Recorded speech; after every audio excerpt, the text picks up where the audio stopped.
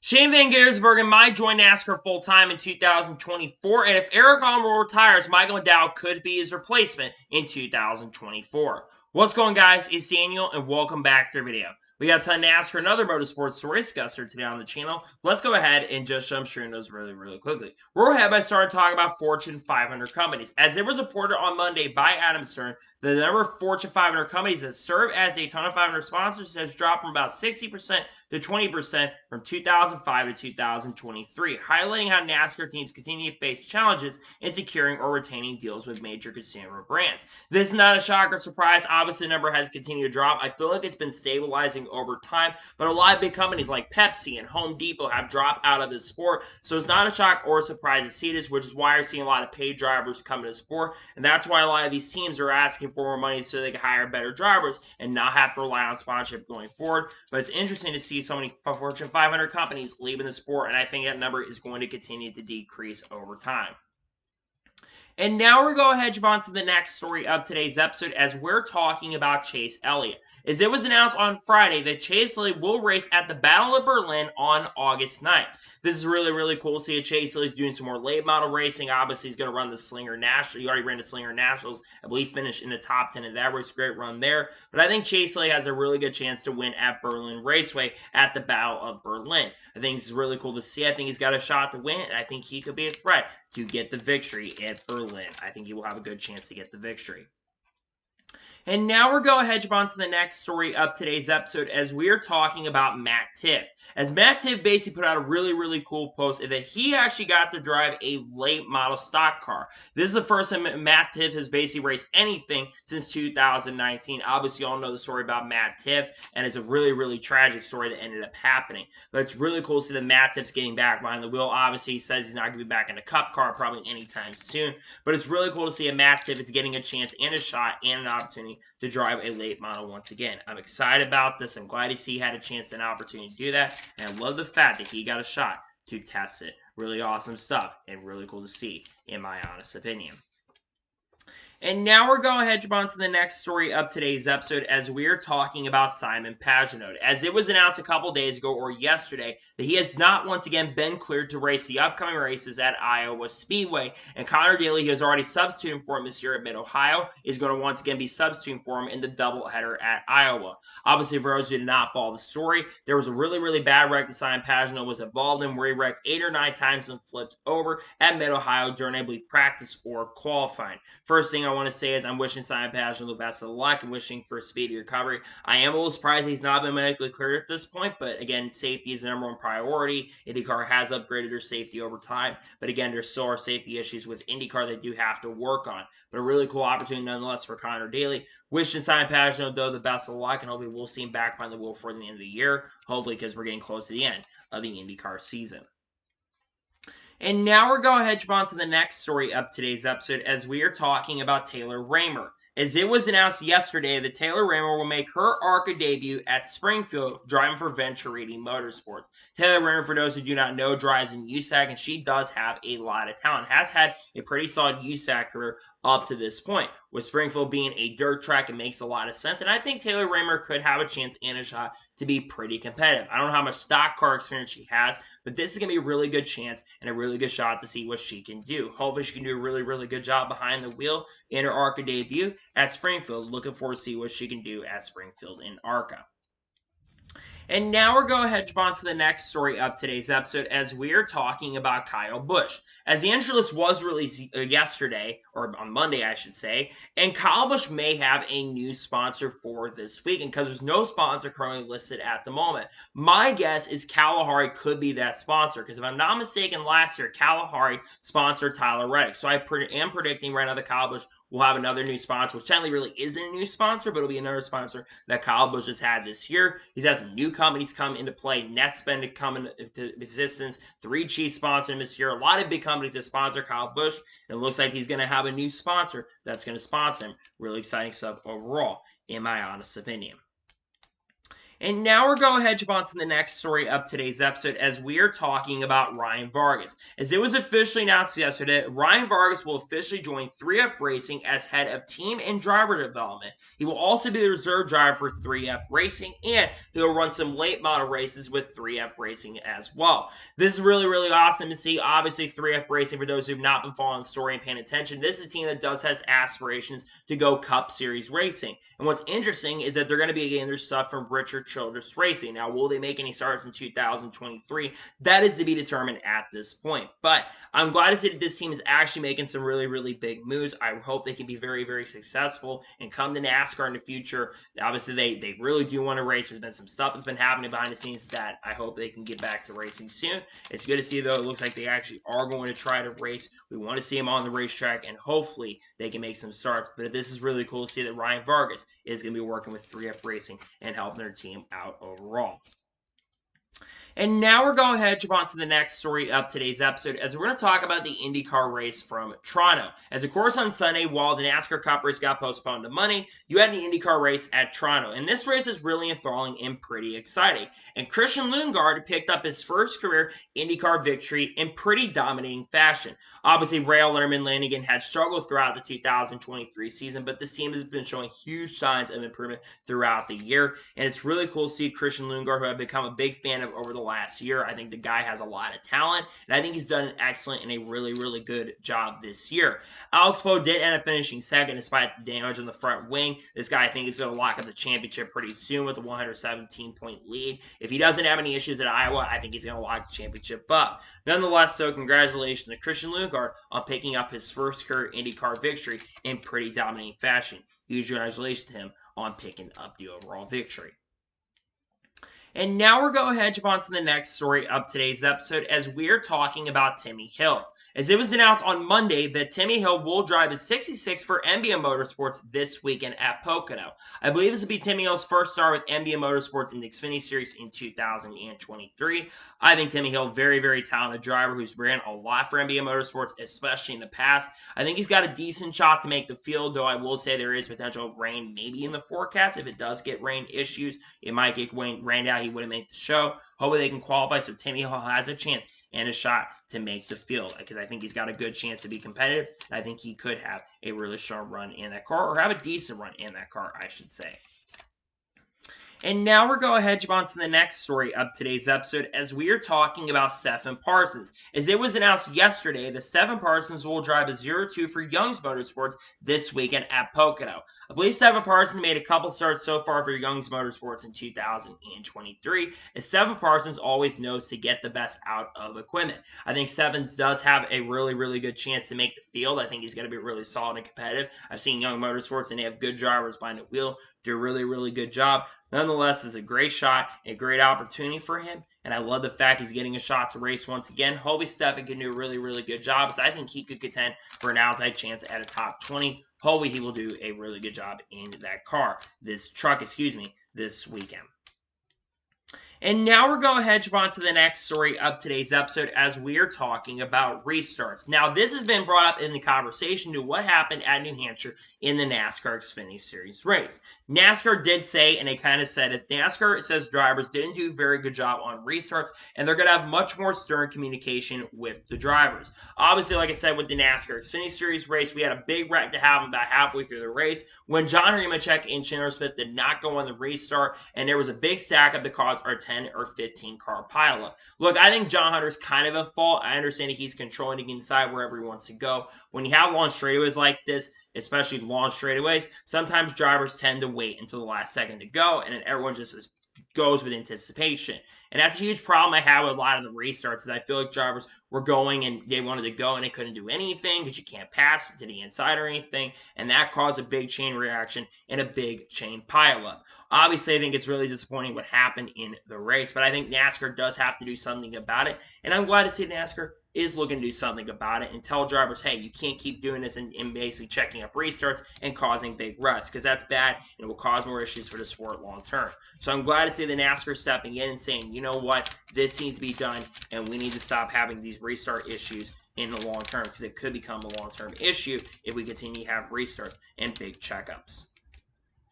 And now we're going to jump on to the next story of today's episode as we're talking about Caswell. As it was announced on Monday that Caswell will drive the one for Tricon Garage this weekend at Pocono. Caswell, I think, has made a start or two so far in 2023 for Tricon Garage. And honestly, Caswell has been somewhat competitive this season in the NASCAR Xfinity Series as well, which is a big reason why he's currently driving this truck because he has that connection with Toyota.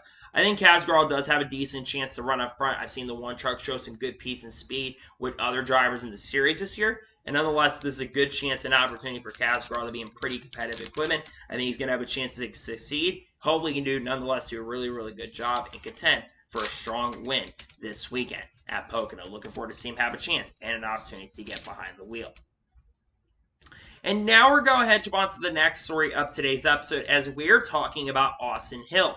As it was announced yesterday or Monday evening that Austin Hill will drive the 7 for Spire Motorsports this weekend at Pocono. Austin Hill, I believe, has made a couple starts so far for Spire Motorsports in their career, and he's had some decent runs with the Spire Motorsports group. I think Austin will have a chance to compete up front. I think this truck will be able to make it in the show. I don't think he has to worry about failing to qualify or anything like that. Austin Hill's had decent success at other tracks like Pocono throughout the years, so I think he'll have a decent chance to run up front. I'm looking forward to seeing him have a chance and a shot to drive for Spire Motorsports and the number 7 truck team. Hope we can do a really good job behind the wheel, and we'll see what he does with Spire. Help that team maybe get their second career victory in the NASCAR Craftsman Truck Series. I think it'd be really, really big for the team. And now we're going to jump on to the next story of today's episode as we are talking about Daniel Suarez. As it has been reported by Oscar and NC from Sportsnet that Daniel Suarez is expected to drive a 10 car for Colleague Racing this weekend in the Xfinity Series race at Pocono. He will join Chase Elliott, who will drive the 17 for Motorsports as Cup Series drivers in the field. Now, Daniel Suarez, I do not have as a pick for the win, but I think Daniel Suarez will have a chance to have a really, really strong run. We've seen the 10 cars so far this year have some pretty solid runs. Kyle Larson did go on to win at Darlington in a really great finish with John Hunter Nemechek, and Almendinger already has won a race this season, or 2 races this year, those coming earlier this year at Nashville, and also winning earlier this year at Circuit of the Americas as well. This car is doubly capable of winning, and Daniel Suarez has been decent in this track in the past. They go back to 2018, where he's up front contending for the victory. I think Daniel Suarez will be a threat and will have a chance and a shot to get the victory in the Xfinity Series race at Pocono. And now we're going to jump on to the next story of today's episode as we are talking about a Florida street race. Now, it was reported by Adam Stern on Friday afternoon that Daytona president Frank Keller talked about a potential NASCAR street race in Florida hosting the Jaguars. He says, never say never. Now, obviously, there's been a lot of talk and speculation about street racing in general in NASCAR because of the success of the Chicago street race. Obviously, that event was very successful, huge TV rating numbers. I think you have 4.5 million people that tune into the race, which is the most watched NBC race since 2017 Brickyard 400. You had a lot of people that watch, you had a lot of people that tune into the event overall, and it was very, very successful. So you have a lot of talk and speculation currently that NASCAR is wanting to do more expansion, and they're wanting to expand to different areas of the world and go to different racetracks across the globe. I think it'd be nonetheless really, really great and really cool to see this happen where NASCAR decided to go ahead and expand. I honestly hope it's like in Tampa. If they were to do like Florida, maybe Miami, embracing the Miami street course, I think that'd be really, really cool and really, really awesome.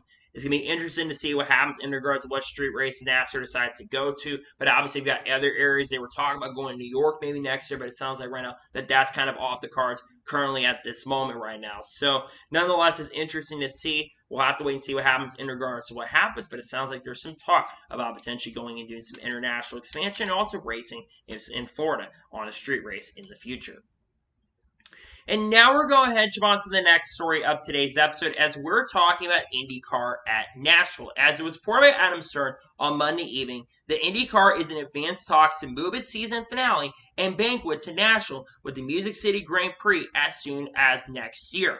This is not a shock or surprise considering everything seems to be moving to Nashville. Obviously, we know that NASCAR has been doing a lot of expansion in the Nashville area, and Nashville is one of the fastest growing cities currently in the United States. Obviously, right now, the Music City Grand Prix contract goes through this year, but it sounds like they're wanting to move it to the season finale, have everything in Nashville. And it makes a lot of sense. There's a huge party atmosphere in the Nashville area. Here's my only issue, though.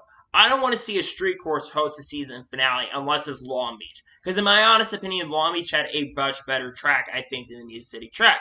Don't get me wrong, I think the Racing at Nashville has been solid, but I think if we're going to host a season finale somewhere, I would definitely like to see the season finale hosted maybe at a racetrack like, I don't know, maybe hosted at a racetrack like National Super Speedway, which is right out there. IndyCar did used to race there. I think that would be overall a much better venue than what we have currently at the moment for the street course itself.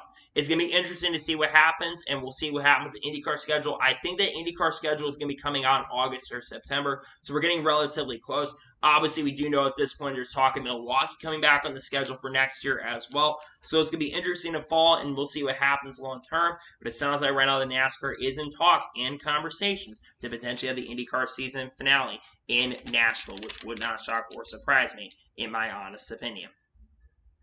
And now we're going to head jump on to the next story of today's episode as we are talking about Ross Chastain. Now, Ross Chastain spoke to the media this past weekend in regards to the Busch sponsorship and spoke on picking it up. And also says that he also went to beer school and learned how to drink beer as well.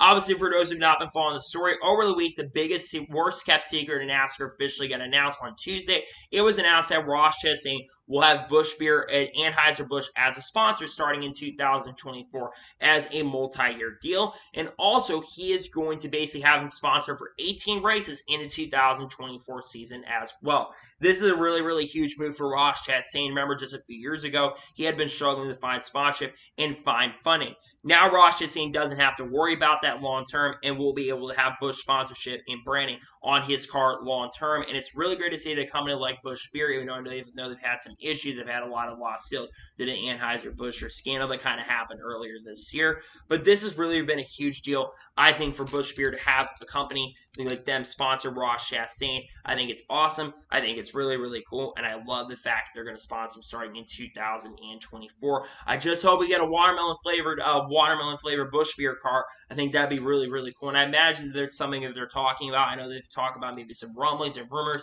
and conversations on that. Nonetheless, I hope it ends up happening. I think it'd be really, really huge for the sport, but this is also nonetheless huge for the sport. They have Busch Beer going to be sponsoring Ross Chastain in 2024. Huge company. It would have been cool to see him sponsor Kyle Busch, but nonetheless, it's really cool to see that they are going to sponsor Ross Chastain in the 2024 season. And now we're going to head on to the next story of today's episode as we are talking about Michael McDowell versus Ryan Preece. Now, if you watch the NASCAR Cup Series race at New Hampshire, after the NASCAR Cup Series race, Michael McDowell and Ryan Preece were not happy with each other. Mainly, Ryan Preece was angry with Michael McDowell.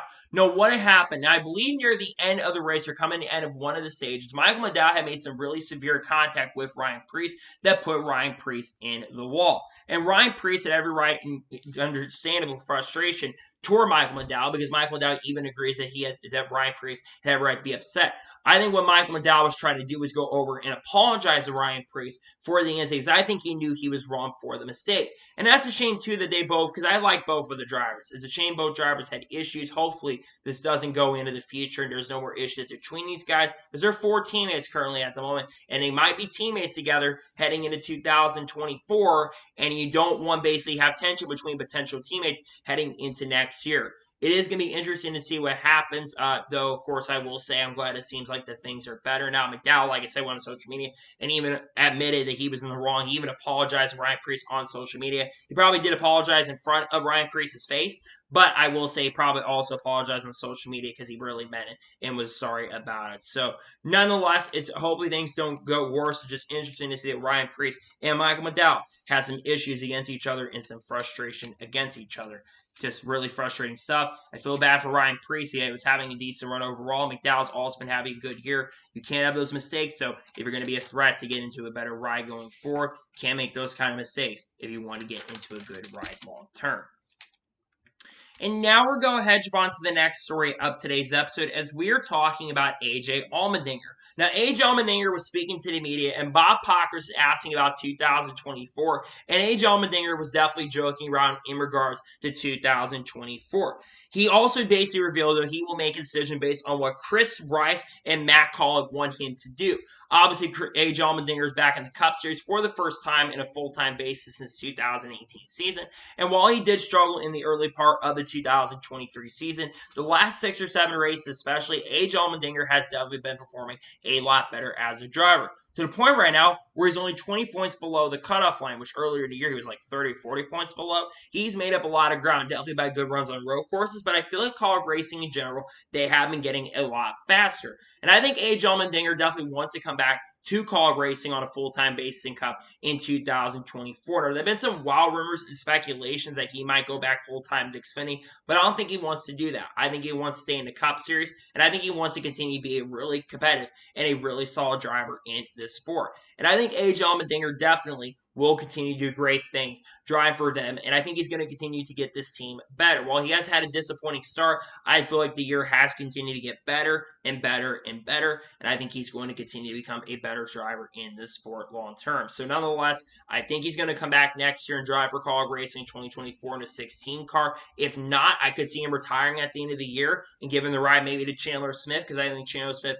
has done more enough maybe to warrant a NASCAR Cup Series ride for 2024. But I think at this particular point, I do believe that Allmendinger will be back in the Cup Series full-time in the 2024 season, because I think he's done a solid job this year, and I think he's continued to get better and better this year, and I think he will continue to do great things with the college racing team if he does return in 2024. So I'm expecting him to come back, but things could change on a week-by-week basis. He's been having a lot of fun, it seems like, and nonetheless, I think he'll be back driving for college racing heading into the 2024 season.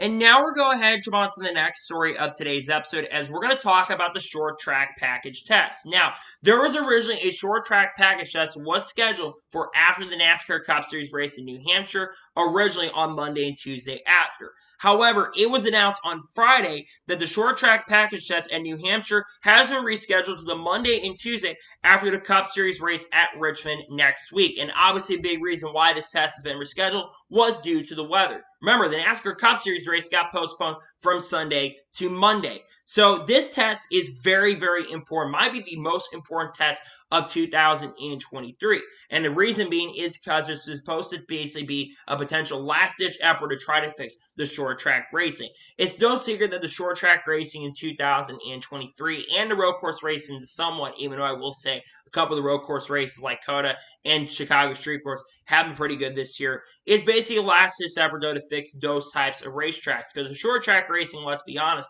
has been pretty underwhelming, though I will say it's been a little better this year than it was last year. They've had a step in the right direction, but there's still issues where they need to give more tire fall, and one of the issues is basically the underbody, and they're going to take more parts of the underbody off for this test, and 6 drivers are expected to go to this test as well. This is absolutely a really important test. I wonder if NASCAR is going to live stream it, because I feel like the NASCAR needs to live stream this test so we can see exactly what is going on.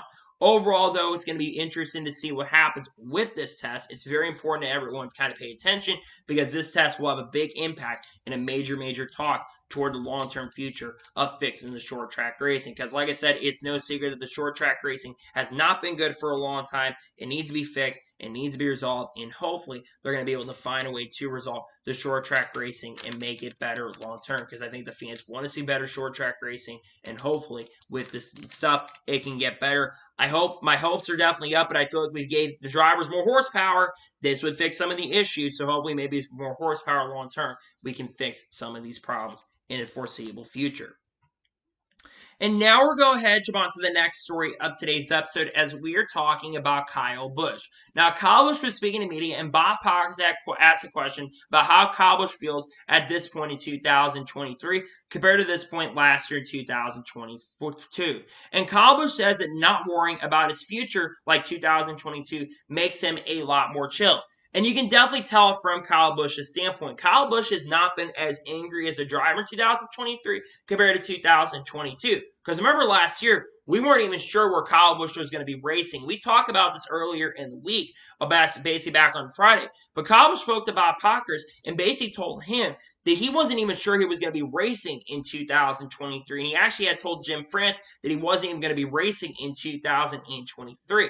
But having a long-term commitment now to Rich Schultz Racing and being there for a long time, pretty much going to be there for the rest of his NASCAR Cup Series career, Kyle Busch has had a big year in 2023 and has already scored scored 3 wins, and I think he will be a championship contender and might go out and just win the championship. Obviously, the short track package has been an issue for Kyle Busch and RCR in general. They've got to work on that, but I think definitely can work on that and fix that if they are to make the championship for this season.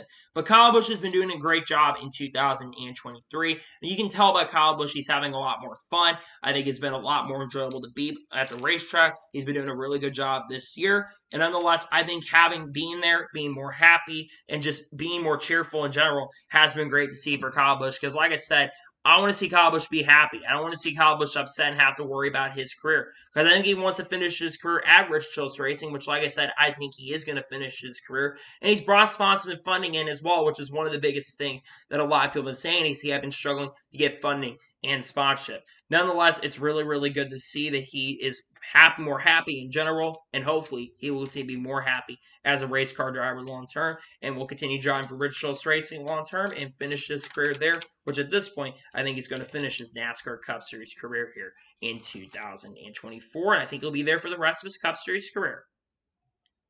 And now we're going to head on to the next story of today's episode as we're talking about Ryan Preece. Now, there's been a lot of talk and speculation about Stewart Haas Racing. The main talking point has been the 10 in the 4 car. But one ride that has not really been talked about is the 41 car, which is currently inherited by Ryan Preece. Now, there's been some talk from people that he could be in a contract year in 2023. But there's basically an article that came out from Bob Pockets talking about silly season, and Ryan Preece is expected to return to Stewart Haas Racing in 2024.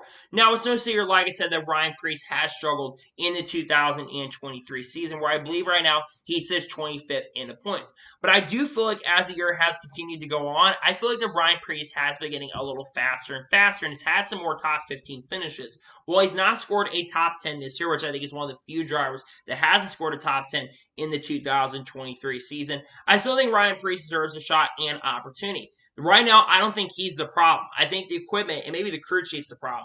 I don't think Chad Johnson's really that great of a crew chief, and I don't think Stewart Haas Racing itself currently at the moment is really that fast. So I think there's a lot of things that do have to be worked out on in regards to Stewart Haas Racing that could fix some of these problems. But I think Ryan Preece deserves to be back at SHR in 2024. And I think Tony's a big part of that, because Tony makes a lot of decisions for that 41 car, even though Gene Haas does also make a lot of decisions. I think that Tony Stewart wants to keep him around long term. Tony Stewart was a big reason why Ryan Preece came in, and obviously being part of Kevin Harvick Incorporated, being part of that branding. I think it's another big reason, because Ryan Preece is able to bring companies like Hunt Brothers Pizza and Tarleton's, among other companies that could come in there and sponsor him. So nonetheless, I think Ryan Preece will be back at Stewart Haas Racing in the 2024 season in the 41 car, and I think he will improve. I could see him by the end of this year at least getting one top 10. I think he should get a top 10 by the end of the year. He had a good car at Martinsville, probably should have been up there contending for the victory, because he had the fastest car in that race,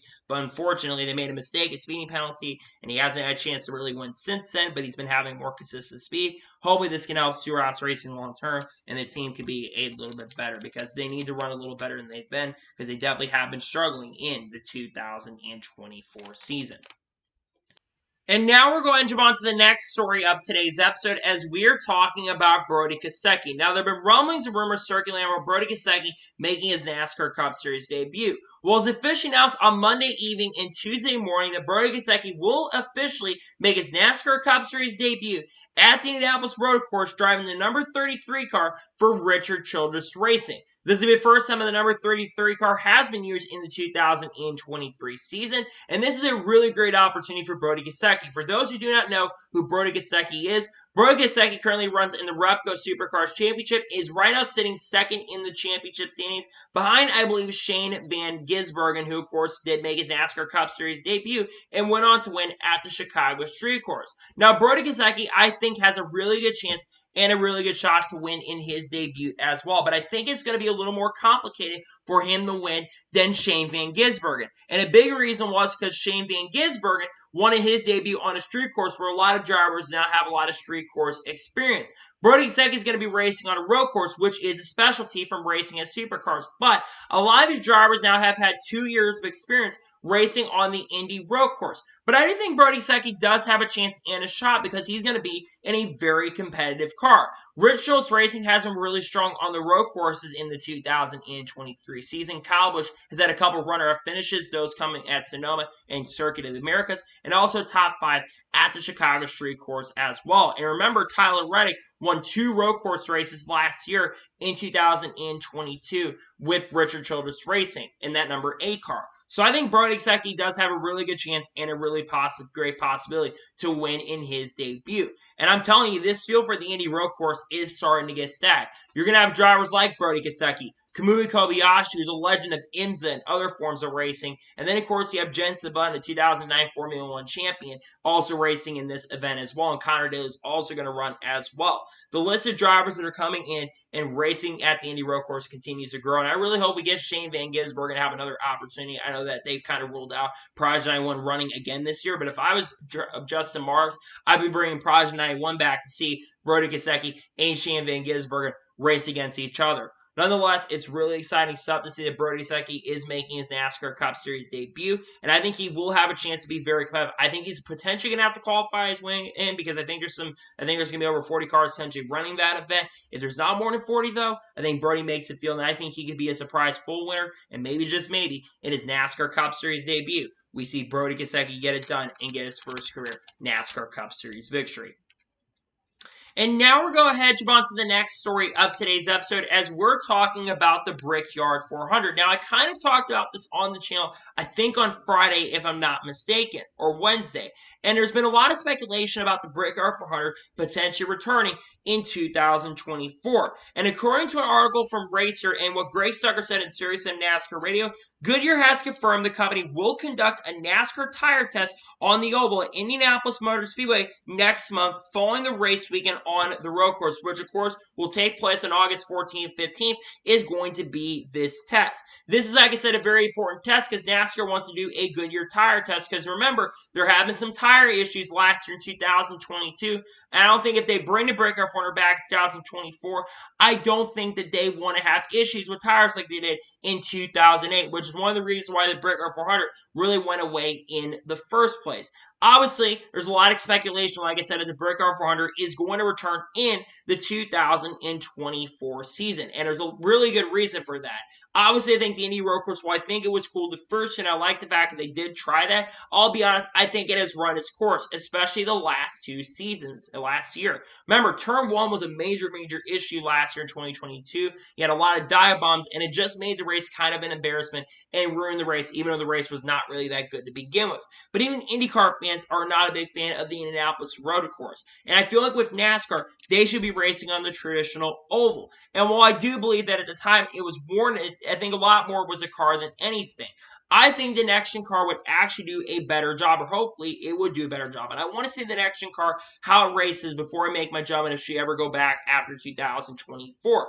And also, a big thing, is that this is going to be the 30-year anniversary of the Brickyard 400 if it is to return. And it sounds like at this point, it's very likely going to return in 2024. And I've been kind of wanting it to come back. I was against it a few years ago, believe me. But after disasters of the race that they've had there the last 2 years, I do want to see this track make a comeback and a return as a traditional oval. I think the road course is meant for Indy cars, just my personal opinion, or maybe even Formula One, even though Formula One will never come back after what happened in the 2005 season. Nonetheless, so I want to see this track come back in 2024 because I think it deserves a chance and a shot. And I do believe there's a really good chance and a strong possibility at this particular moment that you're going to see the Brickyard 400 make a glorious and illustrious return in 2024. Obviously, I think optics could be a pretty big issue with the event. That's one of the things that we talk about is optics. There's probably going to be less people. They're going to be there than normal, probably about 100K at the most. But maybe, just maybe, if we continue push for,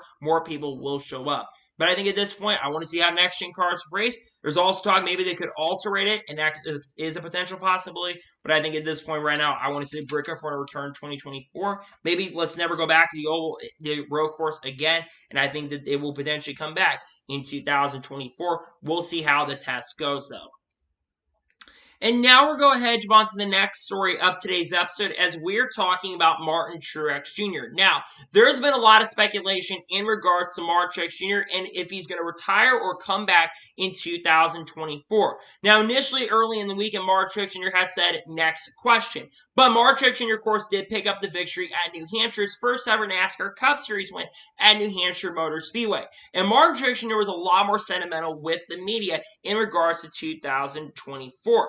Now, he does say that he needs to make a decision soon in regards to 2024, but he's a little unsure. He says he's not really good at making major and big decisions. Now, Joe Gibbs does say that he really hopes Martin Truex Jr. does come back in 2024. When he kind of heard him in the media speaking, he kind of sounded a little bit sentimental. Now, obviously, Martin Truex Jr. is 43 years old, and he's been in the NASCAR Cup Series since technically 2004, made part-time starts for Dale Jr., and also drove the one car as well in 2005 on a part-time basis, but has been running full-time in the NASCAR Cup Series since the 2006 season. And you think about Martin Truex Jr.'s career up to this point, he's had a lot of success really in the last 7-8 years where he's won a majority of his races. But Martin Truex Jr., I feel like, could come back in 2024. And a few weeks ago, I would have definitely said that he was going to come back for the 2024 season. But now at this point, I'm not really sure. I'm a little unsure of myself if he is going to come back in 2024. Because the way he sounded in the media center, he sounded a little unsure of himself that he wants to come back. Because Martin Truex Jr. has said that if he was to win the championship at the end of the year, I could see him going back out on top. But I would love to see Martin Truex Jr. come back in 2024. Because Martin Truex Jr., let's be honest, is having his best season of his career up to this point, probably in the last 4 years since 2019. Compared to Kyle Busch, who's also having his best season since 2019. But Martin Truex Jr., I really want to see him come back in 2024. So I was 100% certain he was going to come back, but again, I'm currently 50-50 on him coming back or not coming back. And it's going to be a shame if he does decide to retire, because I think he's earned the right to retire if he wants to retire. But I think selfishly, I think a lot of his fans, also someone who is a Martin Truex Jr. fan, I selfishly want to see Martin Truex Jr. make a return in the 2024 season because I think he would still be competitive and I think he would still be a championship threat. He's a really solid and a really great driver. He's an all-time great in my opinion, and he's someone who's really come on his own and has become a great driver in the sport. Obviously, there's those major distractions behind the scenes, but Martin Truex Jr. is probably got, if he does, because he could retire at the end of the year, but also could come back next year. Now, if Martin Truex Jr. does return next year, I think that's really good for Joe Gibbs Racing long term. But if he does retire at the end of this year, the guy I think that more than likely will take that 19 car is John Hunter Nemechek. John Hunter's been doing really good in the Xfinity Series this year. He's already scored 4 wins up to this point. Those coming at Auto Club. Earlier this year, he won at Martinsville. Then he's won the last 2 most recent races at New Hampshire and Atlanta. It could get 3 in a row this weekend at Pocono, though I will say there's some good drivers from the Cup Series that are going to be running that event. I think Martin Truex Jr. will see what happens in regards to 2024. I think it's still a good chance he comes back in the 2024 season, but there's also a really good chance and a strong possibility that this could also be his last year in Cup. But I think he's earned it right. If he does decide to retire at the end of the 2024 season, I think he's definitely earned the right to do that. But I think a lot of his fans, including myself, want to see Martin Truex Jr. make a return. I hope he does come back next year, but he does need to make a decision relatively soon because we are getting really close to free agency starting up. Obviously, free agency has begun, and we've had some big moves happening. Sounds like McCoy LaJoie is going to sign a multi-year deal with Spire, and other drivers and teams are making moves, and I think decisions do have to be made really, really quickly. We're now getting to the later stages of July, and I think Joe Gibbs Racing, they want a decision made soon, because Joe Gibbs is definitely getting a little frustrated. You could hear him talking to the media. He was getting a little frustrated. Hopefully that decision is made soon for Martin Truex Jr. so they can start working toward the 2024 season if Martin is returned in 2024. And now we're going to go ahead and jump on to the first of 2 major stories in today's episode as we're talking about Michael McDowell. And there's been a lot of conversation revolving around Michael McDowell for 2024. And he spoke to the media over the weekend, including Bob Pockers. And he basically says he does not have control over his 2024 ride. Now, he does want to return to front row in 2024. However, there has been a lot of speculation about him potentially going to Stewart Haas Racing in 2024. 2024. Now, why has there been a lot of speculation around McDowell going to Stewart Haas Racing in 2024? Well, one big reason. There's been some rumors and rumors that Eric Almirola might retire at the end of a 2023 season. And they're looking at the front row drivers currently moment as the potential favorite candidates to potentially replace Eric Almirola at the end of 2023. Eric Almirola is no secret has been struggling in the 2023 season. Remember, Eric Almirola was initially supposed to retire at the end of the 2022 season, but he basically announced in the later portion of 2022, around the Daytona weekend, that he announced he would be coming back for 2023. And I think he thought he would be having a much better year in 2023 compared to 2022. But it's been the opposite. Eric Almirola has not been having a good year in 2023. And I think I don't think he's going to come back personally. I think it's more likely he's going to retire. I know he does have a multi-year deal with Stewart Haas Racing, but that second year is an option year. And I don't think he's going to honor right now. I'm not sure he's going to honor that commitment and come back in 2024. So that's why Michael McDowell's the lead candidates. I think while Zane Smith, they would like to pick up Zane Smith. Zane Smith is under a multi-year deal currently with Front Row at this particular moment. And I think Front Row wants to keep Zane Smith long term, which I think would be beneficial if they had Zane Smith in the 34 car and Todd Gilliland in the 38. But there's also potential possibility that Todd Gilliland may not be back at this team in 2024, as Todd Gilliland from what I understand, has not worked on a deal or has not worked on a contract for the 2024 season currently at the moment with the Front Row group. Though I think a lot of his fans, including myself, want to see him come back and drive that number 38 cars. I think he's done a really good job in that car where he currently sits 26 into points. Has had quite a few top 10s so far this season.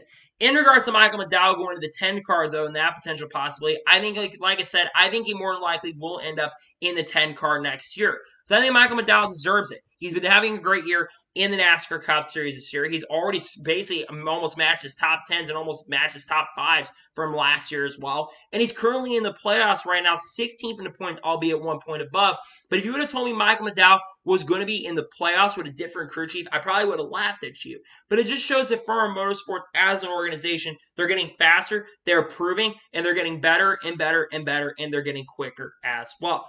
At this particular point currently at the moment, I think McDowell, like I said, does believe right now, I believe he is currently the favorite to take over the 10, but he could also return to Front Row next year. But I think a lot of people are looking at Michael McDowell as a potential candidate.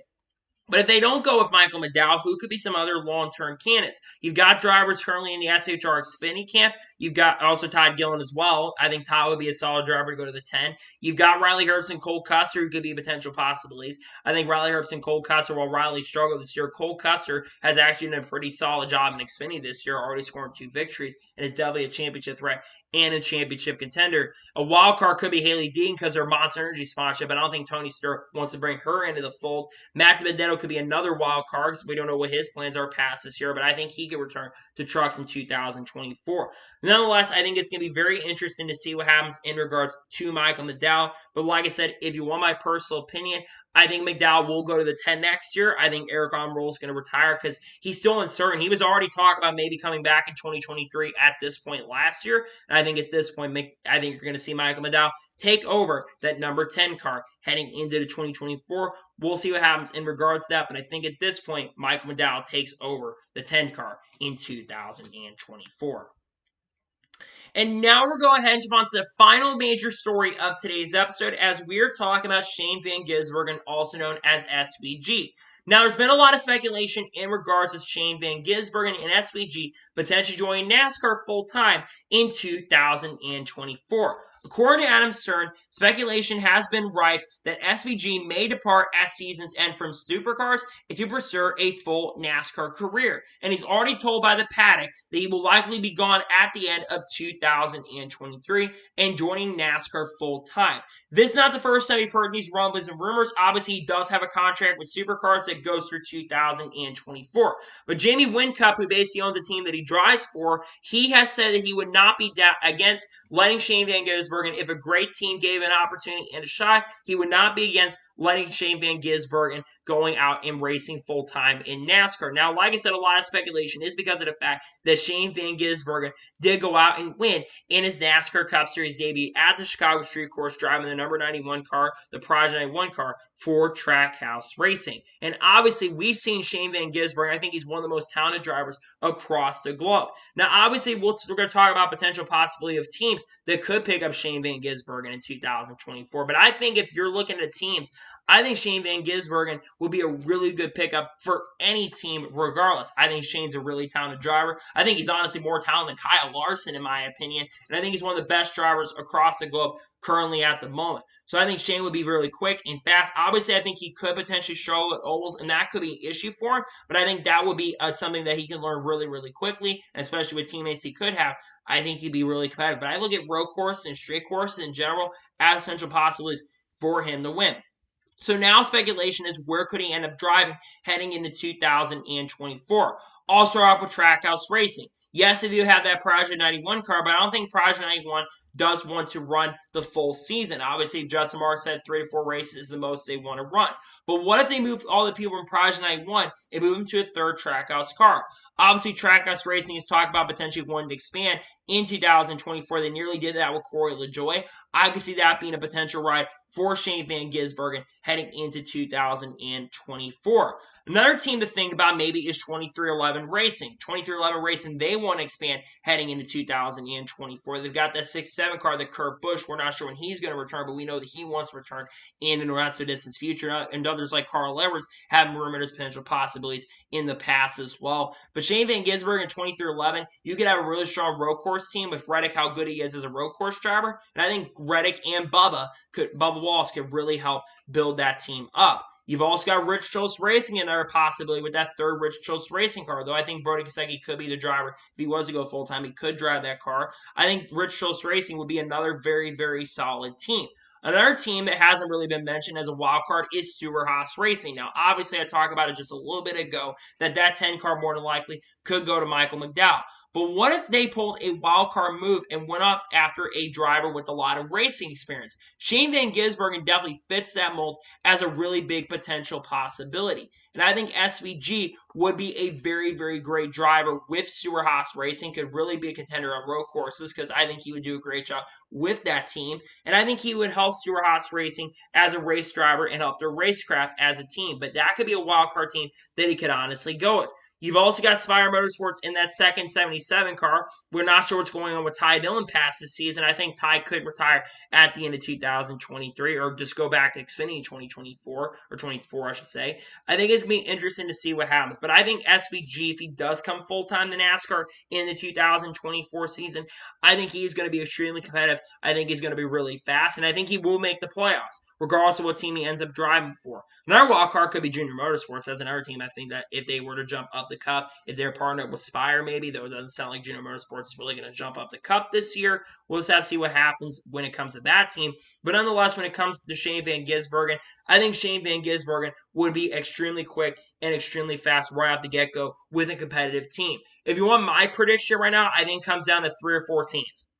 2311 Racing, Stewart Haas Racing, Rich Choate Racing, and probably Spire Motorsports are the four, or Trackhouse are probably the 4 most likely teams to pick up Shane Van Gisbergen full time. Which again, I think they want to expand. Again, charters are a big talking point. We don't know if teams are going to sell. We know Spire has not talked about selling, so that could be a potential possibility with Spire Motorsports as well. Nonetheless, so it's going to be interesting to see what happens in regards to Shane Van Gisbergen. But I think Shane Van Gisbergen running full time in NASCAR would be absolutely huge for the sport. I think he deserves a chance. I think he deserves the opportunity. And it sounds like there's a good chance that he will be driving full-time in NASCAR in 2024. We're just going to have to find out exactly where he's going to go heading into the 2024 NASCAR Cup Series season. So, that is going to be today's NASCAR news and motorsports news video. I want to thank you guys for watching. Please like, subscribe to the channel, notifications on, so if I win a video, it does go live on my channel. Follow me on Twitter, Facebook, and Instagram, and support me on Patreon as well. Let's go jump over that and comment your thoughts below on today's video.